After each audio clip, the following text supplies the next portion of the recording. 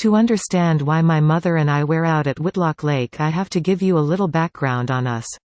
My mother and I run a wreath business in a quiet northern Michigan town. Violent crimes are virtually non-existent.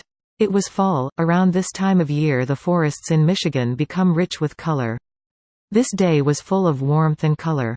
Instead of buying pine cones for decorating wreaths, we decided to go foraging for them in our local woods. I knew about Whitlock Lake from my high school days. Some of my friends and I went out there a couple times to party. It's a small camping area with about 3 sites. This lake is connected to another bigger lake a few miles down the road. It is in a small old logging town called Jennings, Pop. 20, maybe a little less or more. The times I went out there as a high school student, it never had a strange feeling in the air. The day my mother and I went to forage, the air was thick with fear and we felt like we were being watched. We thought maybe it was just a small woodland creature hiding and watching, waiting for us to leave, so we continued. About an hour goes by and we decided to move on.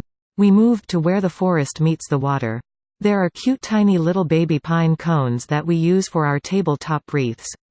Shortly after we found ourselves at the edge of the lake, we heard a few gunshots from across the lake. We live in northern Michigan. People are getting ready for hunting season around this time of year, so we shrugged it off. We got into our car and moved down the trail. When we got out of my car, I noticed quite a few shotgun shells on the ground. Again, it's not uncommon to find shells of any sort on the ground this time of year. We continued. We were at the end of the trail with the last 2 campsites on either side of the trail. We continued foraging for about 20 more minutes. As we walked across the trail to the next site, we noticed something very strange. At the opening of the campsite we noticed a tall 5 feet or 6 feet wooden pole. On top of that pole we saw 2 leather straps wafting in the wind.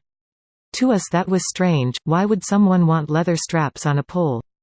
Of course, we put it out of our minds and continued. A short while later we stumbled upon an old beat-up mattress that looked like it had been there for a while now. As we got closer to the mattress, the ground around it was very mucky. As soon as you stepped somewhere you sunk about a half a foot down. People dump garbage in the woods a lot up here. When we started walking past it to get to the pine cones on the other side, this horrible smell seeped into our nostrils. We both looked at each other at the same time and got the hell out of there. By now we're scared out of our wits. As we were driving out of the trailhead, we were met by a guy in a red Cadillac-type vehicle. The look on his face scared the bejesus out of us. Maybe it was a coincidence, maybe it was all in our heads. I would like to think that my mother and I have a good sense for that sort of thing, and we got out of there just in the nick of time. Needless to say, my mother and I have never been back to the lake and don't plan on going back. About a week later I couldn't hold this event inside myself anymore, so I called the cops and recalled the incident as best as I could. They said they would look into it, and I haven't heard anything since. This happening still haunts me to this day. I'm always thinking about what may have actually happened out there.